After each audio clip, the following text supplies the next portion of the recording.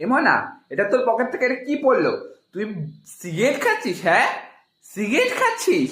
হ্যাঁ, এইটুখানি বয়স এখন তুই সিগারেট খাচ্ছিস? এটা আমার না। তোর না মানে? তোর না মানে এটা কার? তোর পকেট থেকে বললে এটা আমার? তোর না যখন এটা আমার, তুই এখন সিগারেট খাচ্ছিস? এই ওটা আমার একটা বন্ধু। আরে বিশ্বাস করো, ওটা আমার না।